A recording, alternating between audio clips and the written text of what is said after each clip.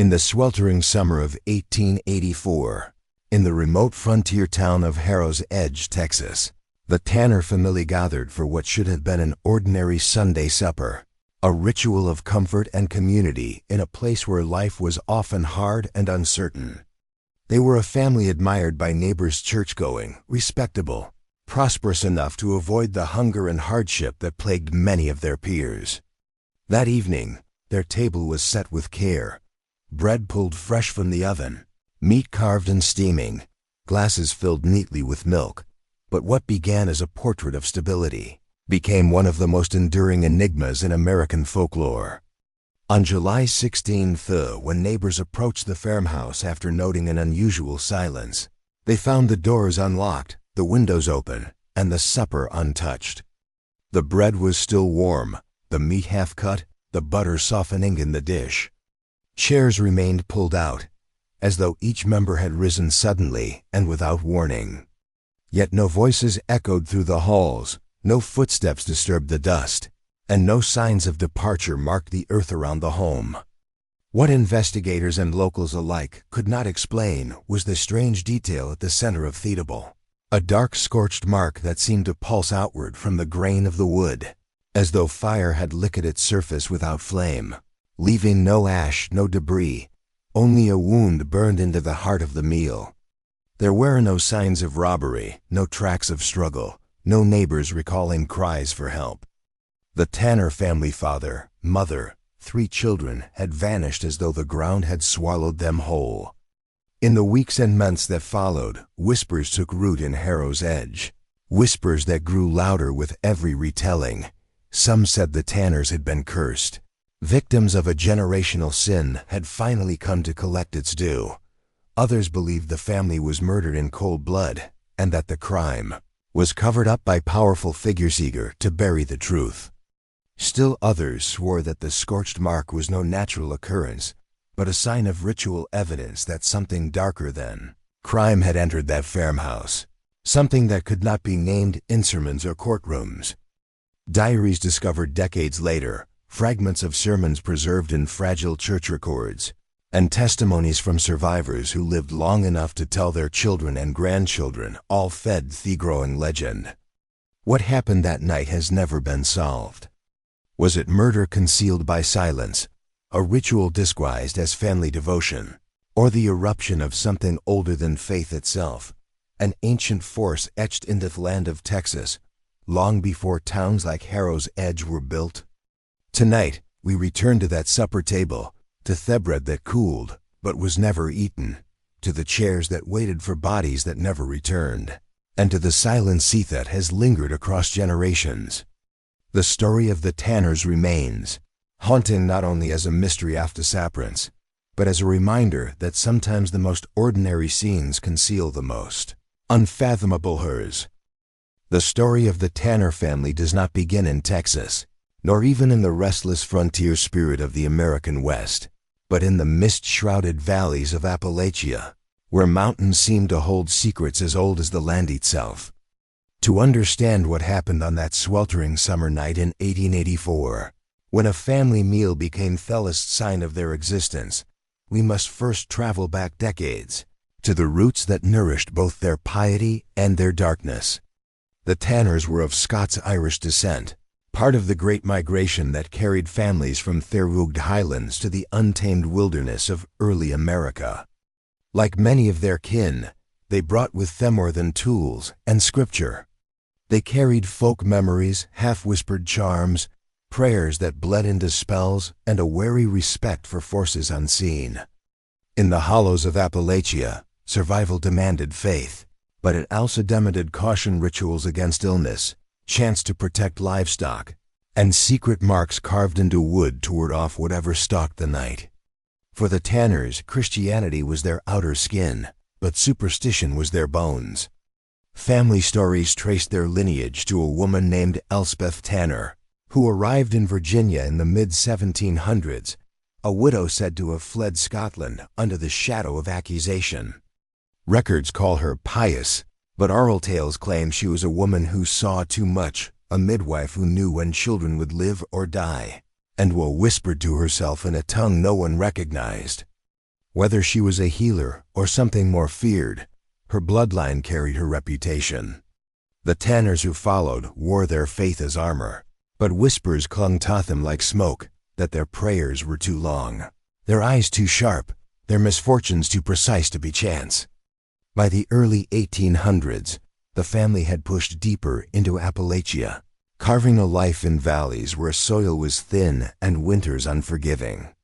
They were resilient people, praised for their generosity and endurance. Neighbors often said the tanners would give their last loaf of bread to a stranger, or nurse a sick child through the night without complaint. Yet even in their kindness, unease stirred. Fires broke out on tanner properties more often than coincidence allowed. Livestock died in sudden waves. Infants in nearby homes were stillborn after a tanner midwife had visited. And though no one could prove a thing, the timing was always remembered. Perhaps it was for this reason, an unshakable sense of being both blessed and cursed, that the tanners joined the westward migration. When Texas called with promises of fertile land and new beginnings, the family seized the chance. In the 1830s and 1840s, wagon trains rolled across plains, carrying families eager to leave behind old burdens. The tanners were among them, arriving in the rough settlement that would become Harrow's Edge. For a time they seemed reborn. Harrow's Edge was a frontier town built on sweat, faith, and constant battle with the land. To its earliest settlers, every storm felt like judgment, every good harvest like a divine blessing. In this climate, the tanners thrived. They worked hard, built a sturdy farmhouse, and quickly established themselves as pillars of the community. Samuel Tanner, the patriarch, was a man of iron discipline and unwavering belief. He quoted scripture daily, demanded prayers before every meal, and insisted that even in drought and hardship, the family would endure because God favored them. His wife, Margaret, was known for her quiet strength and skill with herbs. She brewed teas for fever, salves for wounds, and tinctures for mothers in labor. Many credited her with saving lives, but others whispered that her remedies worked too well, that she knew cures no simple frontier woman should know. The tanners' children, too, became woven into the town's fabric. They attended church, helped neighbors with harvests, and sang in choirs. Outwardly, they were as upright as any family in Texas, yet the old unease traveled with them. People noticed oddities. Children baptized as though once was not enough to secure their souls. Midnight prayers held not in church but in open fields, with words too hushed to catch. And most disturbing of all, strange sigils carved into barn doors and fence posts marks of circles, intersecting lines, and shapes that no one could interpret. When asked, Samuel Tanner claimed they were mere warding signs, protection against wolves or disease. But some muttered they looked more like remnants of older traditions, things that should not have crossed into Christian homes. It was not long before stories began to circulate. In 1842, when a fire swept through the western edge of Harrow's Edge, Thenley Farm left untouched was the tanners. While others mourned losses, their fields remained green, their home unscorched. A blessing, Samuel declared. A curse, whispered others, for how could flames leap past their property so neatly? The following year, a drought struck the region, and once again, the tanners fared better than most. Their wells seemed to run deeper, their crops more resilient. Neighbors alternated between envy and suspicion, unable to decide if the family's fortune was divine favor or something darker. Parish records show that by the mid-1800s, the Tanner name appeared repeatedly in church logs, donations, baptisms, confessions. The clergy wrote of them as devoted, steadfast, and generous with their tithes. But in the margins of those same logs are cryptic notes. Child baptized twice. Reason unclear. Private confession extended unusual along. Family. Observed praying in graveyard past midnight. These notations, written in cramped script by wary pastors, suggest even the church harbored unease about the family. Yet the Tanners' generosity and reputation shielded them from scrutiny. Still, among the townspeople, rumors persisted. One tale tells of a Tanner boy found in the woods carving symbols into a tree, muttering in a monotone voice. When confronted, Heck claimed he was praying for the dead. Another story tells of Margaret Tanner seen burying jars at the edge off their fields. When unearthed later by a curious neighbor, the jars contained herbs, bones of small animals, and scraps of parchment with verses half scripture, half gibberish. Such tales spread in whispers, never allowed in the family's presence. Yet even as suspicion grew, so too did admiration. During a cholera outbreak in the late 1840s, it was Margaret Tanner's remedies that saved dozens. During raids from bandits, it was Samuel Tanner who organized defenses and offered shelter. The town owed them much, and gratitude often outweighed fear. This duality, the family as both saviors and enigmas, would become the foundation of their legacy. By that time, the Tanner children grew into adults and began raising families of their own. Harrow's Edge regarded them with a wary respect. They were essential, yet unsettling. No tragedy seemed to strike them fully, and yet wherever they went, misfortune brushed close behind. If a neighbor's crops failed, the Tanner's fields flourished. If a storm tore roofs from houses, theirs held firm. Some began to believe the family carried a shield of protection, though whether it came from heaven or hell remained unanswered. As decades passed, the Tanners' reputation solidified into paradox. Parishioners praised their devotion, yet whispered of their oddities. Farmers envied their luck, yet blamed them for every unexplained loss. Children in town told ghost stories of the Tanners' ancestors, claiming their blood was cursed. Adults shook their heads and muttered that some families simply carried shadows wherever they went. By the 1880s, when the fateful supper approached, the Tanner family had become both indispensable and otherworldly within Harrow's Edge. They were the first to offer help, the last to suffer want, and always, somehow, at the center of rumor. Were they victims of suspicion born from envy, or guardians of some inheritance, best left unspoken? The truth lies in the tension that shaped them. Saints to some, cursed to others, always straddling the line between salvation and damnation. And it was in this tension, born of roots tangled in both faith and superstition, that the seeds of their final disappearance were sown. For when Disappearances turned silent and the family vanished without trace, the townsfolk did not ask how or why. They only asked one question, whispered in dread across Harrow's Edge. Had the darkness finally come to Tanners? The evening of July 15th, 1884, began like so many others in Harrow's Edge. Still air clinging heavy in the Texas summer, cicadas droning their endless chorus. The horizon tinted blood orange by the dying sun. Neighbors later swore that nothing seemed unusual. The Tanner family, respected though whispered about, had returned from church the Sunday prior and spent the following days working their fields as they always did. Bile accounts that Tuesday evening should have passed unremarkably. Yet what unfolded within the wooden walls of the Tanner farmhouse would become one of the most enduring mysteries of the frontier, a silence preserved in memory as vividly as the supper itself. Accounts begin with the glow of lanterns. Neighbors across fields recalled seeing a warm flicker from the Tanner windows, steady and inviting, a sign of life in the deepening dark. Some reported hearing faint singing carried by the wind, Margaret Tanner's voice, joined by her daughters, lilting through a hymn they had sung countless times before. Others claimed they caught laughter, children's voices tumbling into the night, blending with the distant bark of dogs and the rustle of tall grass. Bile impressions, the Tanner household was alive with the rituals of family and faith, untouched by shadow. What came after remains frozen in fragments, pieced together from the sheriff's official notes, the memories of witnesses, and the folklore that crystallized in the aftermath. The sheriff, Thomas Callahan, arrived at Thefram House the following morning, summoned by uneasy neighbors who had found the house eerily still at dawn. What he wrote in his report reads less like a crime scene account and more like the opening of a ghost story. The front door was closed but not locked.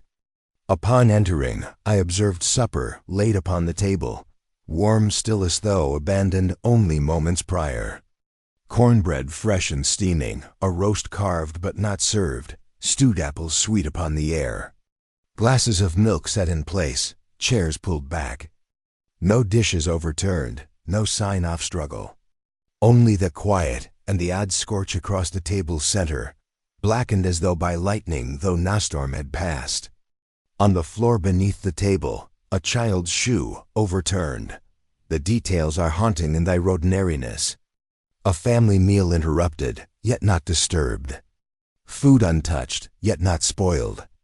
Objects in place, yet absence saturating the air. To Callahan, a man hardened by years of tracking thieves and confronting violence, the scene made no sense. If bandits had struck, there would be broken locks, stolen goods, violence left in their wake. If the family had fled, there would be footprints, carts drawn away, hurried signs of escape. Yet there was nothing. No valuables missing, no animals disturbed, no cart removed from its place in the barn. It was as if the Tanners had simply evaporated, leaving behind only the imprint of their last ordinary act. Neighbor Score abode the stillness. The Harts, who lived half a mile away, testified that they saw the glow of lanterns until shortly after midnight, then darkness fell without commotion. The Johnsons swore they heard dogs barking strangely around the Tanner property, then silence so profound it pressed upon the ears. One child claimed to have seen a blue fire dance across the windows before vanishing, though her testimony was dismissed as imagination. Yet even among adults, talk of unusual lights brief, flickering. Like sparks or willow, the wisps persisted in hushed retellings. Folklore quickly seized upon the details, reshaping them into symbols. The scorch mark across the dining table became central in local legend, interpreted as the trace of something that burned not from above, but from within, as though fire had licked up through the wood itself. Some said it resembled a branching tree, others a lightning strike, others the claw of something immense and unseen. In whispered stories, the mark became the seal of a ritual, the brand of a curse, the evidence of a feast not for man but for something waiting beyond. And then there was the shoe.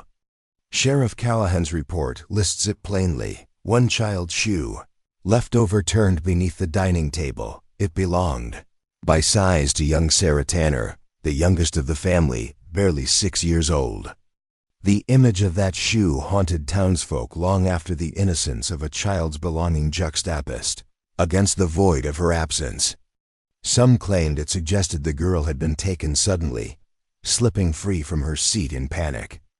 Others saw it as an omen, a symbolic remnant left deliberately, as though the family or something else had marked the house with a token of innocence lost.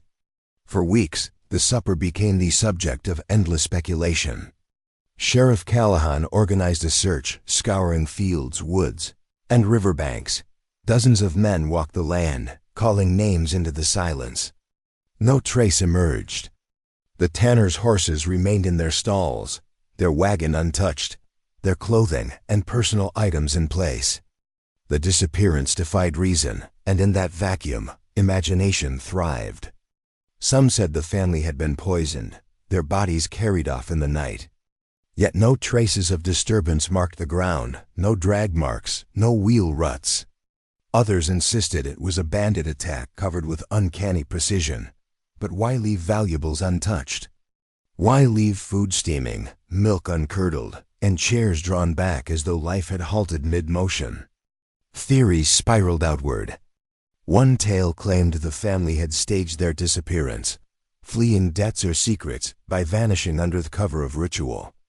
Another argued they had been taken not by men, but by forces older than Harrow's Edge. In Scott's Irish lore, a shared meal could mark a covenant, a passage, a boundary between the living and the otherworldly. The untouched supper, to believers, was not abandonment, but offering. The scorch, not accident, boot seal. And the shoe? Perhaps a token, perhaps a message, perhaps the only piece allowed to remain when Therist had been claimed. Over the years, these interpretations deepened. Witnesses described not only what they saw that night, but what they felt. A neighbor confessed in later years that when he stepped inside the Tanner home, the air felt charged as though lightning had passed through. Another recalled a heaviness, a silence sought at it, pressed against the skull. One woman swore the scent of the supper lingered unnaturally for weeks, unfaded by time, as if the meal had been preserved by something beyond rot. As folklore grew, so too did contradictions. Some remembered laughter that night, others heard weeping. Some insisted lanterns burned bright, others said the house was dark after sunset. The human memory, fragile and malleable, wove itself into mystery, creating a tapestry of truth and imagination indistinguishable from one another. By the turn of the century, the Last Supper of the Tanners had become more than a crime scene. It was a parable. Preachers warned of pride, claiming the family had been punished for mingling superstition with faith. Folklorists claimed it was proof of ancestral curses passed from Appalachia into the Texan frontier. Skeptics dismissed it as hysteria, a disappearance explained by runaway schemes or hidden crimes, romanticized into legend by an eager community. Yet no explanation ever satisfied, for the supper remained too vivid, too intact, too untouched by the logic of ordinary violence. What makes the Last Supper so chilling is its preservation. Unlike many disappearances, where traces of struggle or decay distort the picture, the Tanner home became a time capsule. The meal was a snapshot of life, interrupted bread still soft, roast still cut, milk still fresh. It was not a scene of chows but of pause, a family frozen at the threshold of something unspeakable. That pause invites endless speculation, for it is not destruction but suspension, not death but erasure. And erasure carries a horror deeper than violence, the horror of lives lifted from their context, leaving only echoes behind. The sheriff closed his official notes with a line that reveals more than he perhaps intended. No bodies, no tracks, no evidence of departure. Family presumed dead, though death cannot be proven. It is as if they were swallowed whole. That phrase, swallowed whole, lingered in the minds of locals, shaping the myth that would endure for generations. To some, it meant consumed by supernatural fire, the scorch across the table proof of judgment. To others, it meant taken by the land itself, the soil claiming those who carried curses into it. And to skeptics, it was a metaphor for mystery itself, how communities swallow stories, reshape them, and pass them on until the line between truth and tale blurs beyond recovery. Yet even skeptics admit the supper resists easy dismissal. Too many details, scorch marks, a child's shoe, untouched valuables, do not align with ordinary explanations. Too much silence hangs over the scene. The supper remains less a puzzle to solve than a mirror to gaze into, reflecting fears of violence, of curses, of the unknown. And so, when we speak of the night of July 15th, 1884, we are not merely recounting a family meal left unfinished. We are entering the heart of a paradox, a scene both mundane and unearthly, a table both ordinary and sacramental, a disappearance both impossible and unforgettable. It is in that paradox, preserved across generations, that the legend of the Tanner family truly begins to haunt. In the weeks and months that followed the Tanner disappearance, Harrow's Edge became less a town and more a crucible of competing theories. The mystery was too stark, too uncanny, to leave unanswered. A family gone without trace, a supper preserved in eerie perfection, a scorched table that defied explanation, such elements demanded interpretation. And interpretation came from every corner: lawmen, journalists, doctors, folklorists, preachers, and ordinary townsfolk alike. Each explanation reflected not only the evidence, but also the fears, beliefs, and biases of the teller. From the very beginning, The Tanner case stood at the crossroads of science and superstition, with rationalists and believers clashing in their efforts to define what had really happened that July night. The first voices belonged to men of law. Sheriff Thomas Callahan, though shaken by the scene had discovered, leaned toward rational explanations. His notes reveal a man struggling to impose order upon visitor. Perhaps the family had been poisoned. Food left untouched, milk set in place. Chairs drawn back tales could suggest that illness struck suddenly during the meal. Callahan speculated in private conversation that tainted meat or spoiled milk might have incapacitated the Tanners, driving them into the fields in confusion or agony. That they were not found, he reasoned, might be due to predators, rivers, or simple misfortune obscuring the bodies. Yet the sheriff never published these suspicions formally, perhaps sensing that they lacked the gravity to explain scorch marks and vanished footprints. Doctors from neighboring towns were consulted, and here the explanations became more technical. Several suggested ergot poisoning, a condition brought on by fungus infecting rye or cornmeal. Ergot was notorious in medical history, blamed for seizures, hallucinations, and delirium. It had been linked to outbreaks in Europe, where whole communities convulsed with madness after consuming contaminated bread. If the Tanners' cornbread carried such a toxin, their laughter and singing that night might have been the early stages of delirium. Hallucinations could explain why neighbors reported strange lights or sounds, and panic could explain the family fleeing into the night without shoes or preparation. Yet this theory faltered before the silence of the house. Why had none of the family collapsed at the table? Why had no remnants of sickness vomit, overturned chairs, or signs of convulsion marked the floor? If they fled into the night, why had search parties found nothing, not even a discarded garment or broken branch? The ergot theory remained plausible in principle but fragile in detail, unable to carry the weight of the mystery. Journalists, eager for sensational copy, advanced bolder claims. Some accused the Tanners of staging their own disappearance, fleeing under cover of night to escape debts or shame.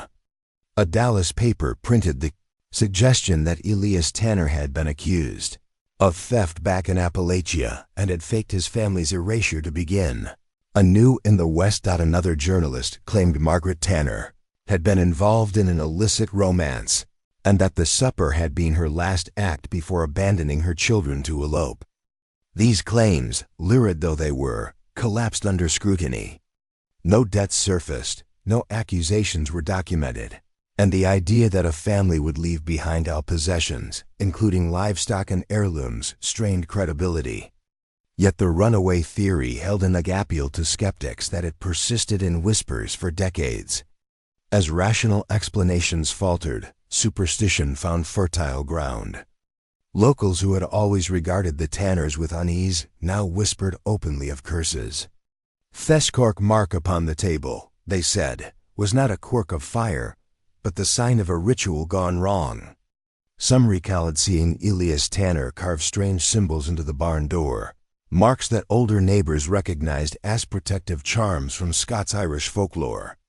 Others claimed the family had practiced midnight prayers in fields, their voices carrying on the wind when no church bells called them. Such practices, once dismissed as eccentric piety, now darkened into evidence of dealings with powers best left unnamed. Folklorists who later studied the case pointed to eerie parallels in both European and native traditions. Among Scots-Irish immigrants, stories abounded of hungry spirits who could be summoned or appeased by meals left upon tables. One tale spoke of families who vanished after inviting the wrong guest to dine, leaving behind only food grown cold and rooms grown silent. Native legends, too, warned of cursed feasts, stories of spirits that demanded offerings of bread and milk, and if refused, would claim the diners themselves as sustenance. In this light, the untouched meal of the Tanners became more than evidence of interruption. It became the central artifact of a ritual exchange, an offering accepted not by God, but by something older, something nameless. Psychologists and decades that followed offered yet another lens: mass hysteria. Isolation, they argued, breeds paranoia, and paranoia breeds shared delusion. The Tanners lived at the edge of settlement, where nights stretched long and imaginations roamed unchecked.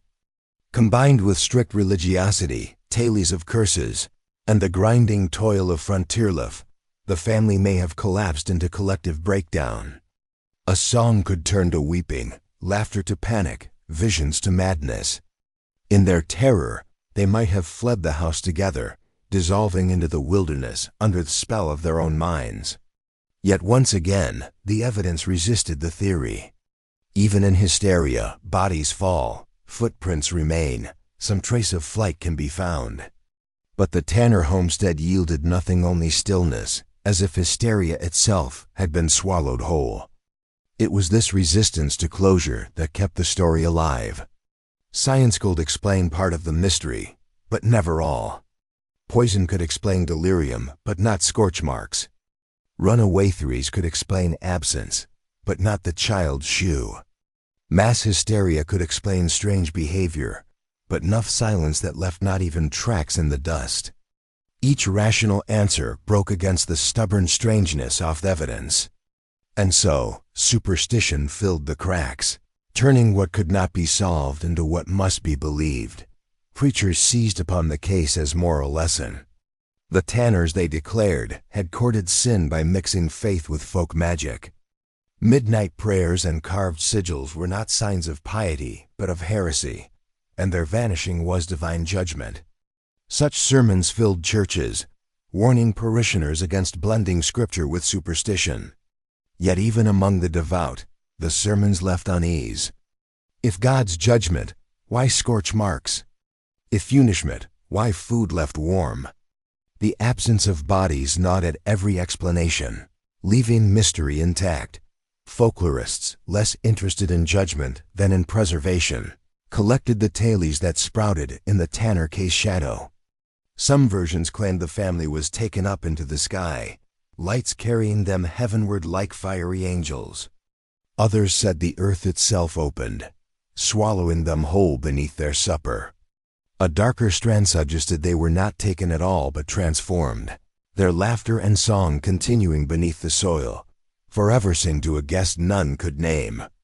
In each version, the Last Supper became a hinge, a moment where a theordinary world of supper and milk gave way to the extraordinary world of curses and spirits. By the 1920s, when mature historians revisited the case, the Tanner mystery was often framed as a cultural battlefield. To some, it was a cautionary tale about the dangers of rural isolation and religious excess. To others, it was proof that folklore endures, because it provides answers where science cannot. Scholars pointed out how the story absorbed elements from both traditions, the scorch mark as lightning strike explained by science, or as supernatural seal explained by lore. The shoe as evidence of a hurried flight, or as relic of innocence claimed. The Tanner disappearance thus became not only a mystery of fact, but a mystery of interpretation, shaped by the lens through which it was viewed. In this sense, science and superstition did not so much oppose each other as entwine. Each failure of science fed superstition. Each exaggeration of superstition pushed skeptics to refine rational explanations. The Tanner case became a mirror, reflecting both the frontier's hunger for order and its fear of the unknown. It showed how quickly absence becomes filled with theories, with myths, with sermons, with songs. And it revealed how mystery itself feeds on contradiction. The more one side explains, the more the other side injures. Perhaps the most chilling truth is that both science and superstition rest upon the same foundation: silence. The silence of a house left still. The silence of neighbors staring at untouched food. The silence of fields that yielded no tracks. In that silence, science reached for ergot and poison, while superstition reached for curses and spirits. Neither broke the silence fully. And so, more than a century later, the Tanner Last Supper remains suspended between them, neither solved by reason nor surrendered to myth, but balanced forever on the knife's edge between what we know and what we fear. The disappearance of the Tanner family did not end with their absence. If anything, the void they left behind stretched outward, seeping into the soil, the air, and the memory of Harrow's Edge. What had once been a quiet frontier town became defined by whispers of what was gone.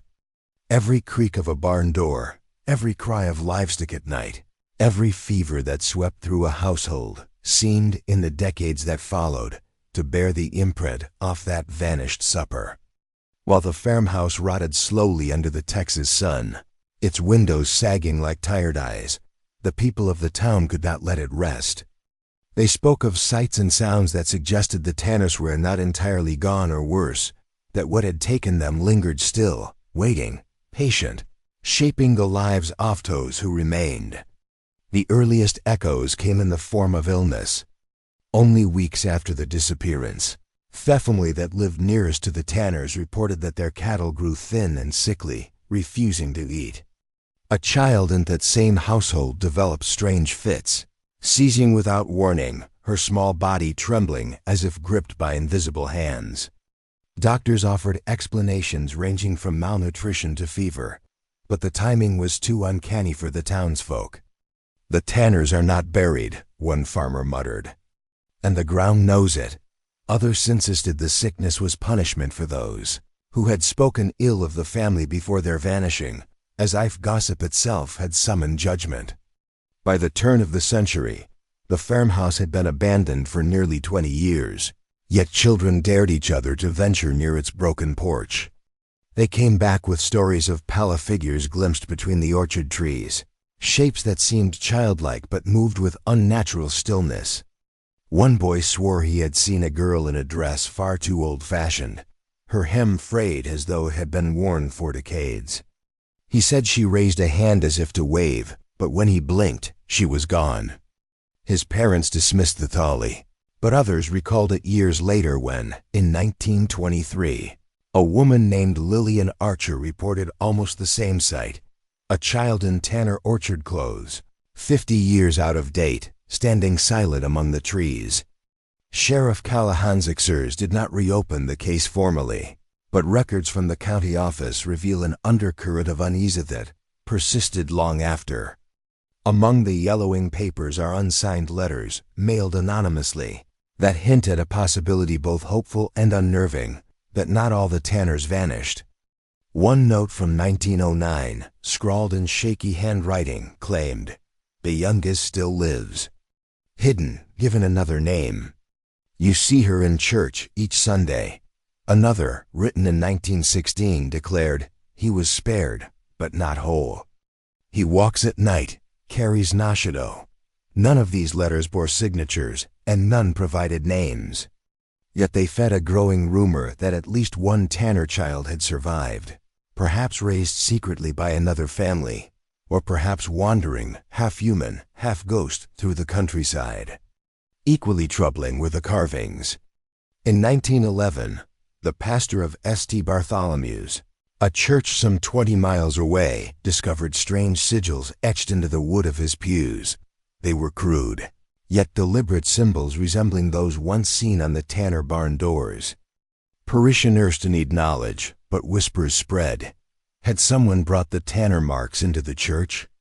Were they warnings or invitations? Similar markings appeared years later on the stones near the churchyard, scratched deep into limestone as if with a blade. Some said the marks were protective, others claimed they were summoning signs, and still others muttered that they were simply graffiti by mischievous youths who wanted to stoke fear. Yet when compared against descriptions preserved in the sheriff's original report, the resemblance was too close to ignore. The symbols, whatever their origin, were not random. They had traveled, like echoes of a curse, carried into new sanctuaries. Amid these strange accounts, memories of the Tanners themselves softened with time. While the immediate aftermath had cast suspicion upon them, were they cursed? Were they dabbling in forbidden rites? Later generations remembered them differently.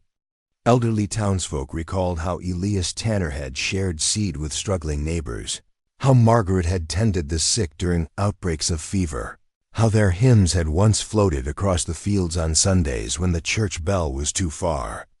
For some, these memories became shields against the darker rumors. They were good people, insisted one woman in a 1930 interview. Whatever happened, it wasn't their doing. Yet even in such defenses, unease lingered. Good people are not supposed to vanish mid-meal, leaving behind scorch marks and shoes. Good people are not supposed to become ghosts seen in orchards 50 years later. Folklorists who studied the Tanner echoes saw in them the classic elements of a haunting. The illness, the livestock deaths, the apparitions and the orchard sick phenomena, they argued, were less about external spirits than about collective memory. A trauma unresolved bones fertile ground for projection.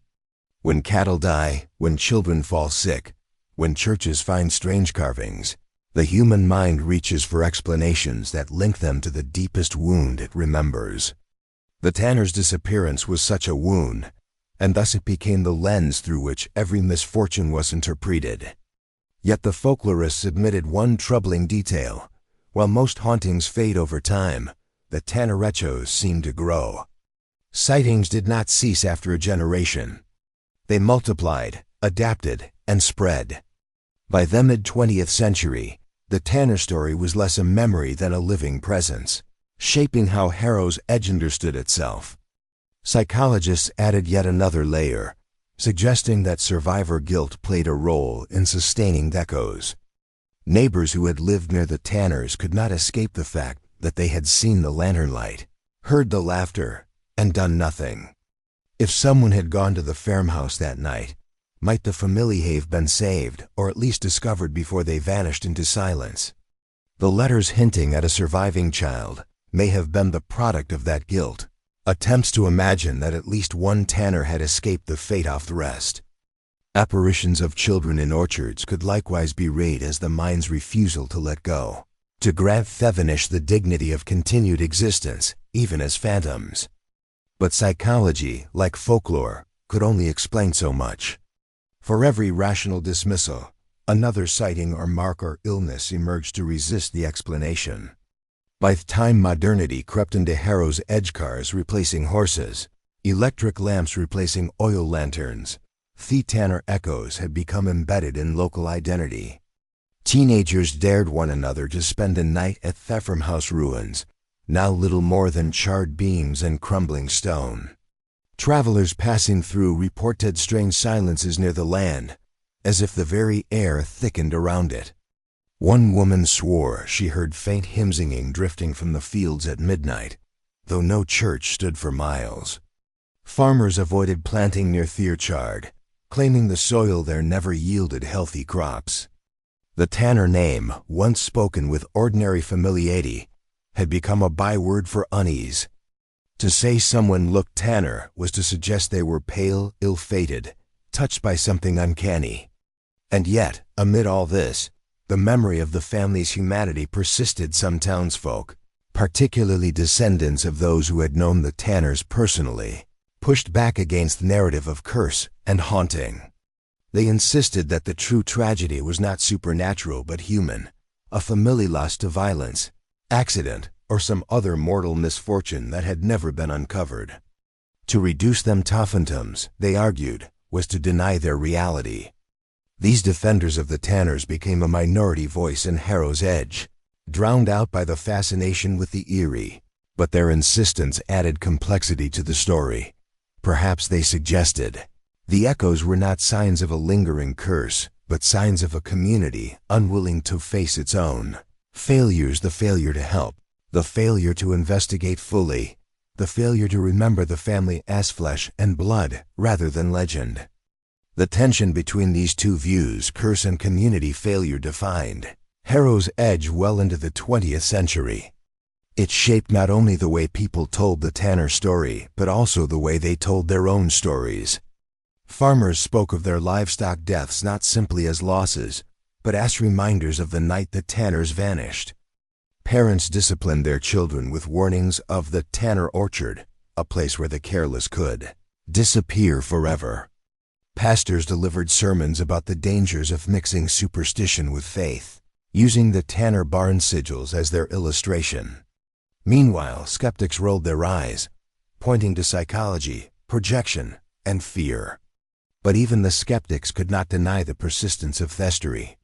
Something had happened in 1884, and whatever it was had left a scar deeper than any one explanation could heal. As decades passed and survivors aged, the oral tradition of the Tanner echoes gained a mythic dimension.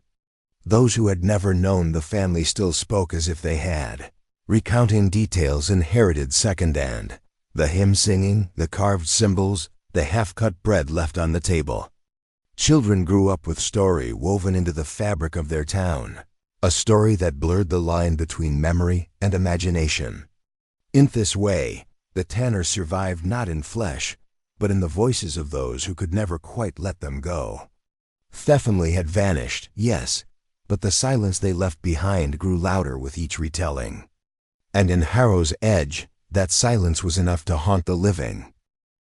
The Tanner disappearance, even decades after that July night of 1884, refused to rest in the shallow grave of history, and the more time passed, the more theories multiplied, twisting into darker and stranger directions that blurred the line between crime, conspiracy, and forbidden ritual. Some of the earliest explanations leaned toward the most practical: robbery and murder by bandits, a fate not uncommon on the Texas frontier. Advocates of this theory pointed to the vast stretches of wilderness surrounding Harrow's Edge, including limestone caves and abandoned mines that could easily conceal bodies. The Tanners, known for their relative prosperity, may have attracted desperate men seeking quick wealth, and the scorch marks on the dining table could have been dismissed as accidental, perhaps a lamp overturned during the attack. Yet even those who entertained this explanation found themselves unsettled. If the family had been killed for profit, why was nothing stolen? Their silver cutlery, firearms, and even money remained untouched. To skeptics, this oversight suggested either a staged scene or something more intentional, a performance designed to freeze terror in time. That possibility fed the second wave of speculation, in which suspicion turned not to nameless criminals, but to the very institutions that claimed to uphold order. Whispers arose about the church itself, whose leaders had long been uneasy about the Tanner family's peculiar blend of devout piety and clandestine superstition. The theory claimed that the disappearance was no crime of passion or chance, but a silencing, a removal of voices that threatened ecclesiastic control. The scorch marks and untouched food, in this telling, were carefully arranged symbols, their strangeness masking a more mundane truth: execution dressed as mystery. Parish records from the Timoreville Auto missions, missing baptismal entries, contradictory funeral listings, and hurriedly scratched notes in margins referring to troublesome folk. Some researchers insist these inconsistencies are evidence that church scribes deliberately obscured the Tanner trail, erasing them not only from life but from official memory. But a countercurrent of interpretation moved in a still darker current, insisting that the family themselves had not merely fallen victim, but had been complicit in their own fate. Occult scholars and folklorists, fascinated by the sigils carved into the Tanner barn and the scorch marks on the table, began to piece together a hypothesis that the family engaged in rituals derived from their Scots-Irish heritage, rituals that blended the Psalms of the Bible with charms against evil spirits, blood sacrifices of livestock, and midnight incantations whispered into the wind. In this perspective, the Tanner disappearance was not a murder or an abduction, but the climax of a long inheritance of syncretic folk magic. The meal, laid out with symbolic foods: bread representing body, meat representing blood, milk signifying purity, was interpreted as a ritual feast, one meant to bridge the living and the dead. The scorch mark, then, was not an accident, but the mark of acceptance, the moment when the family was consumed, either metaphorically or literally, by the forces they invoked. A more unsettling extension of this theory suggested that the sacrifice demanded was total, a complete offering of a bloodline to ensure some promise of protection or power. If true, this meant the Tanners had not been victims, but willing participants in a final rite, stepping deliberately into the void they had courted for generations. Yet not all explanations required supernatural or ritual frameworks. Conspiracy theorists, particularly in the 20th century, pushed possibility that the Tanners never vanished at all but were absorbed into hidden societies that demanded secrecy above all. The era was rife with whispered accounts of Freemasons, Rosicrucians, and secret revivalist sects recruiting entire families for esoteric purposes. Supporters of this theory argue that the untouched dinner was a staged performance, a deliberate tableau left behind to confuse investigators. While the family was spirited away to a new identity, their names erased from records, their lineage continuing under new surnames scattered across Texas. Evidence cited includes anonymous letters found in the sheriff's files, written decades later, hinting at a Tanner child seen living under another name in Oklahoma. These letters, though never authenticated, suggested that at least part of the family's disappearance was orchestrated, not accidental. Still, the greatest difficulty with every theory is the strange precision of the evidence left behind. Why was the bread still warm, the milk uncurdled, the chairs drawn back as if abandoned mid-bite? Why did scorch marks appear only on the table, not in the floor or walls, as would be expected from a true fire? And why did no tracks of humans, animals, or wagons appear in the dust surrounding the farmhouse? Rationalist critics argue that over time, accounts were exaggerated, details added by retelling, until the legend hardened into impossibility. Yet even the original sheriff's notes, written the morning after, preserve those bizarre contradictions. What crime scene, however brutal, so carefully orchestrates silence, so deliberately rejects resolution? Each theory, from bandits to conspiracies, from church silencing to occult rites, collapses under the weight of these details, leaving us stranded in the very heart of uncertainty. That uncertainty has not stopped further speculation. A mid-century wave of paranormal investigators drew comparisons between the Tanner mystery and cases of so-called spontaneous human combustion, where individuals were found reduced to ash with only scorch marks remaining, often near dining tables or beds. Theorists saw in the Tanner scorch mark not evidence of fire but of a sudden, unnatural energy release, consuming flesh but leaving furniture and food largely intact. Others pointed to Native American legends of spirit feasts, tales of beings who demanded offerings of meals, and sometimes lured entire families into the realm of the dead.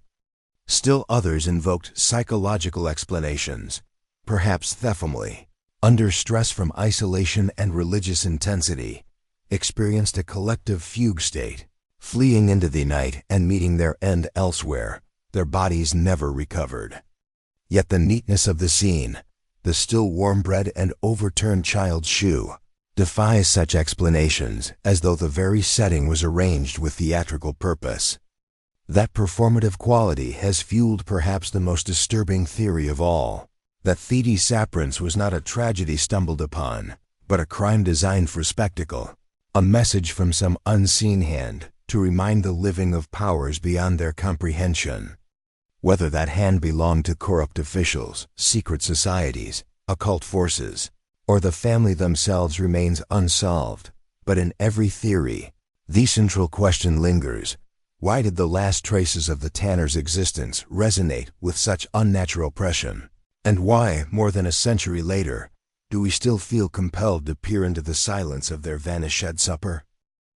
Nearly a century and a half later, the mystery of the Tanners remains as unsolved as the night they vanished, suspended in that eerie space between history and myth where fact bends into folklore. The farmhouse itself is long gone, reduced to scattered stones and weeds, its outlines barely recognizable beneath the weight of time, and yet the land refuses to forget. Locals insist no crops will grow there, that livestock balk when driven near, and that even children sense something uncanny when they wander too close, as though the soil itself has absorbed the memory of what occurred on that sweltering July night of 1884. Travelers avoid the site after dark, muttering of strange chills in the air and flickering lights that move like lanterns between the trees. But those who linger longer often describe a silence more profound than ordinary quiet, the kind of silence that feels inhibited, that presses against the ears like invisible hands. Some believe the Tanners were murdered, their bodies hidden by cunning killers, their tragedy inflated by decades of retelling into a Gothic legend. Others, more superstitious, insist the family themselves took part in the event, staging their final meal as ritual, stepping willingly into another realm or covenant that required their collective disappearance. Skeptics dismiss these stories as exaggerations born from grief and isolation, explaining the scorch marks as chemical accidents, the missing footprints as errors in memory, and the lingering atmosphere as nothing more than suggestion passed from one generation to the next. Yet in Harrow's Edge, the tale refuses to rest. Each summer, when the air grouse and cicadas fall silent, the story resurfaces as though carried on the wind, whispered in porches and taverns, retold around fires by those who never knew the Tanners but feel the weight of their absent cenotphlis. The Last Supper remains fixed in memory with unnatural clarity, plates of cornbread untouched, glasses of milk uncurdled, meat still waiting to be carved, as though time itself stopped in that room. It is an image at once domestic and horrifying, a family scene transformed into a tableau of eternal absence, where prayers were left unfinished and voices silenced mid-breath. Were the Tanners victims of crime, pulled into a human plot of greed or vengeance? Were they prisoners of their own superstition, consumed by rituals whose meanings are now half forgotten? Or did they brush against something far older, something that thrives in the forgotten folds of folklore, where the living rarely dare to tread? The truth may have vanished with them, dissolved into the soil of Harrow's Edge, yet the mystery persists. A question left like an empty chair at the table. What happened that night, and why does its shadow linger still? Perhaps the answer is not in archives or theories, but in the land itself, waiting, silent, watching. And so the story endures, unresolved, inviting us not to solve but to wonder, to choose what we believe and to live with the silence that the Tanners left behind.